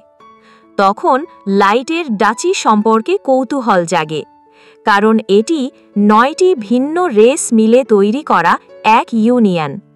তখন লাইট বলে, যদি মিয়া সেই বিশ্বের সেরা ম্যাজিক স্কুলে ভর্তি হতে পেরে থাকে, তবে সে সত্যিই খুব ট্যালেন্টেড। মিয়ার ভাই জানায়, যদিও মিয়া ভর্তি হয়েছিল, কিন্তু সেখানে পড়াশোনা করতে পারেনি, কারণ আমার বাবা মা যারা মিয়ার ফি দিতেন তারা এক মহামারীতে মারা গেছেন। বাবা মা মারা যাওয়ার পর আমরা গিমারা ও ওয়ার্ডির সঙ্গে মিলে একটি অ্যাডভেঞ্চারিং পার্টি তৈরি করে অর্থ উপার্জন শুরু করি। আমার মনে আশা আছে, একদিন আমি মিয়াকে ডাচি একাডেমিতে পাঠাবো এবং তার স্বপ্ন পূরণ করব। কিন্তু মিয়া নিজেকে বোঝা মনে করে বলে, সবার এত চিন্তা করার দরকার নেই আমার জন্য, শুধু নিজের খেয়াল রেখো। ভাই বোনকে একে অপরের খেয়াল রাখতে দেখে লাইটের তার ছোট বোনের কথা মনে পড়ে যায়। সে হাসি মুখে বাচ্চাদের বলে, তোমরা সবাই অনেক এগোবে, শুধু এভাবে পরিশ্রম করতে থাকো। লাইট মিয়ার ট্যালেন্টের প্রশংসা করে। লাইটের কথা শুনে মিয়ার মধ্যে একটু আত্মবিশ্বাস জন্মায়। কিছুক্ষণ পর মিয়ার ভাই লাইটকে জিজ্ঞেস করে, তুমি কেন অ্যাডভেঞ্চারার হয়েছ? লাইট ধীরে ধীরে তার পরিবারের কথা বলতে শুরু করে। নিমুমু বলে, এক আক্রমণে লাইটের পুরো পরিবার মারা যায়। সেই সময় লাইটের শরীরে আগুনের দাগও পড়ে। তাই আমরা লাইটের সঙ্গে যাত্রা করছি যাতে তার চিকিৎসা করা যায়। যখন লাইটের দুঃখজনক গল্প শেষ হয়, পরিবেশ হঠাৎ চুপচাপ ও ভারী হয়ে যায়। পরিবেশটা হালকা করতে গিমারা হঠাৎ প্রশ্ন করে, নিমুমু ও গোল্ড কি বিবাহিত? নিমুমু ঝটপট উত্তর দেয়, কি বাজে কথা বলছো? আমি এই মাথামোটা লোককে কখনো পছন্দ করব না। গোল্ডও বলে, আমারও তোমাকে পছন্দ হয় না, কারণ তোমার শরীর ও আচরণ দুইটাই বাচ্চার মতো। এটা শুনে গিমারা মনে করে হয়তো এবার তার সুযোগ হবে, এবং সে মজা করে নিমুমুকে প্রপোজ করে। নিমুমু বলে, আমার মন তো শুধু লাইটেরই। এটা শুনে গোল্ড মাঝখানে বলে ওঠে, যদি তুমি আমাদের মাস্টারকে টাচও করো তাহলে এটা হবে বিশ্বের সবচেয়ে বড় অপরাধ। এরপর আবার তাদের মধ্যে ঝগড়া শুরু হয়, যা সারা রাত চলতে থাকে। অন্যদিকে কাইডো একটি মনস্টারকে কেটে ফেলে। এটা দেখে ইউন তার প্রশংসা করে, কিন্তু কাইডো রেগে বলে, আমার লেজেন্ডারি তলোয়ার গ্র্যান্ডিয়াসকে এখানে এনেছি কি এইসব ঘাস কাটার জন্য? এটা শুনে ইউন কাইডোকে শান্ত করে বলে, আমার এই মনস্টারদের নমুনা চাই, যাতে তোমার লেভেল সীমা ভাঙার জন্য গবেষণা করতে পারি। সব মনস্টারের নমুনা একত্রিত হলে ইউন বলে, এখন আমাদের মানুষের নমুনাও নেওয়া শুরু করা উচিত। কিছু সপ্তাহ পরে লাইট অ্যাডভেঞ্চারার্স গিল্ডে ফিরে আসে, তার ডানজেন থেকে জমা করা মূল্যবান জিনিসপত্র নিয়ে। গিল্ডের রিসেপশনিস্ট লাইটের প্রশংসা করতে থাকে। এটা দেখে নিমুমু বলে, আমার মাস্টারকে সরাসরি S+ র্যাঙ্ক দেওয়া উচিত। লাইট তা ইগনোর করে রিসেপশনিস্টকে পেমেন্ট প্রস্তুত করতে বলে। তারপর গিল্ড থেকে ফিরে যাওয়ার সময় লাইটের দল লক্ষ্য করে এখন গিল্ডের অ্যাডভেঞ্চারেররা তাদের সঙ্গে আগে থেকে অনেক আলাদা আচরণ করছে। শহরের মধ্যে দিয়ে যাওয়ার সময় লোকেরা ফিসফিস করে বলে, তারা কি সেই যারা এত বিপজ্জনক ম্যান্টিসকে হারিয়েছে? লাইট ভিতর থেকে খুশি হয়, কারণ তার খ্যাতি এখন ছড়িয়ে গেছে। ঠিক তখন ডানজনের কাছে দাঁড়ানো কিছু অ্যাডভেঞ্চারার তাকে আটকায় এবং জিজ্ঞেস করে, আপনি কি ব্ল্যাক মটলি থেকে এসেছেন? লাইট অবাক হয়। তারা জানায়, শহরের মানুষ তোমার পার্টিকে এই নাম দিয়েছে। নিমুমু সঙ্গে সঙ্গে এগিয়ে এসে দাঁড়ায়, কারণ নিমুমু সন্দেহ করছে যে তাদের মতলব ভালো না। কিন্তু অ্যাডভেঞ্চারেরা হেসে বলে, আমাদের কোনো খারাপ ইচ্ছা নেই, এবং নিজেদের পরিচয় দেয় সুভালিন এবং গিলবার্ট নামে। সুভালিন জানতে চায় লাইট কিভাবে ডানজনের এত ভিতরে প্রবেশ করতে পেরেছে এবং সেই ম্যান্টিসকে কিভাবে হারিয়েছে। কিন্তু গিলবার্ট এতে বিশ্বাস করে না। তার মনে হয় এই সব শুধুই গুজব। এটা শুনে নিমুমু রেগে যায়। পরিবেশটি খারাপ হতে দেখে সুভালিন এগিয়ে আসে এবং বোঝাতে শুরু করে, আরে না, আমরা তো শুধু আপনার প্রশংসা করছি। এটা শুনে লাইট কিছুটা অবাক হয়ে যায়। তারপর সুভালিন বলে, আসলে আপনাদের দেখে মানুষের মধ্যে আশা জন্মেছে যে আমাদের রেসও শক্তিশালী হতে পারে। এমন সময় সুভালিনের দলের বাকি সদস্যরা তাকে ডাকে, তাই তারা সেখান থেকে চলে যায়। পাশে দাঁড়ানো অন্য রেসের অ্যাডভেঞ্চারাররা এই সব শুনে রেগে যায় এবং বলতে থাকে যে মানুষ শুধু স্বপ্ন দেখছে। এটা শুনে গোল্ড বলে, কোনো সমস্যা নেই, আমাদের পরবর্তী মিশনের ফলাফল দিয়ে তাদের চুপ করাবো। এরপর লাইটের দলের পালা আসে এবং তারা ডানজানে প্রবেশ করে। লাইট বলে, চলো সরাসরি 5th ফ্লোরে যাই। কিন্তু ঠিক তখনই সে আকাশে উড়তে উড়তে নিচে মিয়ার দলকে দেখে। সে নিচে নেমে তাদের সঙ্গে দেখা করে। মিয়ার দল লাইটকে দেখে খুশি হয়। তখন মিয়ার ভাই তাকে ঠেলে বলে, লাইটকে দেখাও যা তুমি বানিয়েছ। কিছুটা দ্বিধার পর মিয়া লাইটকে একটি অদ্ভুত ক্রিম দেয়। সে বলে, আমি এটা তোমার বার্ন মার্কের জন্য তৈরি করেছি। হয়তো দাগ পুরোপুরি ঠিক হবে না, কিন্তু ব্যথা কমাবে। লাইট কিছুক্ষণ ভাবতে থাকে। মিয়ার মনে হয় তার উপহারটা লাইট পছন্দ করেনি। কিন্তু লাইট হাসি মুখে বলে, আমি এটা খুব পছন্দ করেছি। এবং এর পরিবর্তে লাইট তার গাচা কার্ড বের করে, যা একটি সুন্দর ব্রেসলেটে পরিণত হয়। সে ব্রেসলেট মিয়াকে দেয়। মিয়া প্রথমে কিছুটা লজ্জা পায়, কিন্তু লাইটের কথা মেনে পড়ে নেয়। তারপর সে খুশি হয়ে বলে, আমি এটা সব সময় আগলে রাখব। লাইট হাসে এবং কিছুক্ষণ পর তার দল সেখান থেকে চলে যায়। তারপর নিমুমু প্রশ্ন করে, মাস্টার, মিয়াকে এসএসআর র্যাঙ্কের বিশেষ ব্রেসলেট দেওয়া কি ঠিক ছিল? তখন গোল্ড বোঝায়, ওই ব্রেসলেট কারো সত্যিকারের ইচ্ছা পূরণ করতে পারে। লাইট সঠিক করেছে, সে মেয়েটির অনুভূতির সম্মান করেছে। এটা শুনে নিমুমু বুঝতে পারে, জীবনের সবকিছুই টাকা বা জিনিসপত্রের দ্বারা পাওয়া যায় না। কিছুক্ষণ পর তাদের দল ডানজানের 5th ফ্লোরে পৌঁছায়, যা বরফে ঢেকে আছে।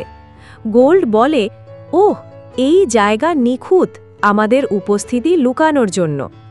তখন নিমুমু বলে, যদি তোমার সোনালি আর্মার চমকানো বন্ধ করে তবে হয়তো কেউ লক্ষ্য করবে না। লাইট পেছনে ফিরে বলে, এবার মজা বাদ দাও, আমাদের এখানে ইয়েতি হান্ট করতে হবে। এবং সে তার সঙ্গীদের তাদের কাজ করতে দিয়ে নিজে টেলিপোর্ট করে প্রাসাদে ফিরে আসে। সেখানে পৌঁছাতেই তার 4 জন বিশ্বস্ত মেডস তাকে প্রাসাদে স্বাগত জানায়। মেই তাকে চা দেয় এবং প্রশ্ন করে, অ্যাডভেঞ্চার কেমন চলছে? তখন লাইট বলে, এখন পর্যন্ত সব ঠিকভাবে চলছে। তারপর সে প্রশ্ন করে, ফাইনাল ওয়ারের প্রস্তুতি কেমন চলছে? এলি উত্তর দেয়, প্রায় সবই প্রস্তুত। লাইট ভাবে, হয়তো আমার ফিরে আসার কোনো প্রয়োজনই ছিল না। তারপর সে বলে, যদি কোনো রিসোর্সের দরকার পড়ে তাহলে ব্যবহার করো। ঠিক তখনই মিজুনা প্রশ্ন করে, মাস্টার, আমার স্পেশাল মিশন কি হবে? লাইট বলে, তুমি শুধু প্রাসাদের পাহারা দাও, তোমার সময় এলে আমি নিজে ডাকব।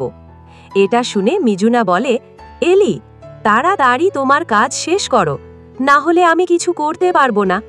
সবাই হাসে এবং লাইট ভাবতে থাকে, এখন সময় এসেছে সাশাকে ধ্বংস করার। অন্যদিকে সুভালিনের দল ডানজানের 3য় তলায় রাতে বিশ্রাম নিচ্ছিল। সুভালিন গিলবার্টকে জিজ্ঞেস করে, তুমি কি মনে করো, লাইট সম্পর্কে যে কথাগুলো চলছে তা কি সত্যি? গিলবার্ট দ্বিধা করে বলে, আমার মনে হয় না সে এত শক্তিশালী হতে পারে। সুভালিন বলে, মিয়া তো নিজেই সাক্ষী, তাই লাইট হয়তো কোনো প্রাচীন হিরোর পুনর্জন্ম। এই চিন্তা তাদের মনে আশা জাগায় যে হয়তো একদিন কোনো হিরো আবার ফিরে আসবে এবং তাদের রেসকে বিজয়ের দিকে নিয়ে যাবে। কিছুক্ষণ পর সুভালিন উঠে বলে, আমি একটু জঙ্গলের দিকে যাচ্ছি। তারপর সুভালিন ফিরে আসে এবং জোরে গিলবার্টকে ডাকে, কিন্তু তার পায়ের কাছে গিলবার্টের কাটা মাথা পড়ে আছে, আর সামনে দাঁড়িয়ে আছে কাইডো। কাইডো রেগে আছে, কারণ সুভালিনের ফিরে আসতে অনেক সময় লেগেছে এবং সুভালিন বুঝতে পারে তার সঙ্গীরা লড়াই না করেই মারা গেছে। সুভালিন ভাবে, এখনই শক্তিশালী এলফের সামনে আমার বাঁচার কোনো আশা নেই। কাইডো রেগে গিলবার্টের মাথার উপর পা রেখে চাপ দেয়। এটা দেখে সুভালিন রেগে যায়, কিন্তু সুভালিন শান্ত থাকে। সে একটি স্মোক গ্রেনেড ফেলে পালানোর চেষ্টা করে, কিন্তু পালিয়ে যাওয়ার সময় সে ভাবে, এবার কাইডো আমাকে দেখতে পারবে না, তাই হয়তো সে তার ম্যাজিক ব্যবহারও করতে পারবে না। কিন্তু ঠিক তখনই কাইডো কোনোভাবে ধোঁয়ার মধ্য থেকেও তাকে দেখে ফেলে। কাইডো ম্যাজিক স্পেল দিয়ে সুভালিনের ওপর আক্রমণ করে। সুভালিন মাটিতে পড়ে যায়, আর যখন কাইডো তাকে মেরে ফেলবে তখন ইউন পিছন থেকে এসে তার রড দিয়ে কাইডোকে থামায়। ইউন রেগে বলে, কাইডো, তুমি কেন সব মানুষকে মেরে ফেলেছ? আমার এক্সপেরিমেন্টের জন্য জীবিত সাবজেক্ট দরকার ছিল। তখন কাইডো বলে, একটা সাবজেক্টই যথেষ্ট। কিন্তু ইউন বলে, আমার আরও দরকার, কারণ আমাদের এক্সপেরিমেন্টে সবসময় ব্যর্থতার সম্ভাবনা বেশি থাকে। ইউন হেসে বলে, আমার জন্য মানুষ শুধুই পোকামাকড়ের মতো, যারা আমার ভয়ঙ্কর এক্সপেরিমেন্টের অংশ হওয়ার যোগ্য। আর এখন এর নেক্সট এপিসোড দেখার জন্য তাড়াতাড়ি এই চ্যানেলকে সাবস্ক্রাইব করে তার পাশে থাকা বেল আইকন ক্লিক করে অল নোটিফিকেশন সিলেক্ট করে দিয়েন, যাতে এর নেক্সট এপিসোড আপলোড দেওয়ার সাথে সাথে আপনাদের কাছে নোটিফিকেশন চলে যায়। তো টেক কেয়ার অ্যান্ড আল্লাহ হাফিজ গাইস।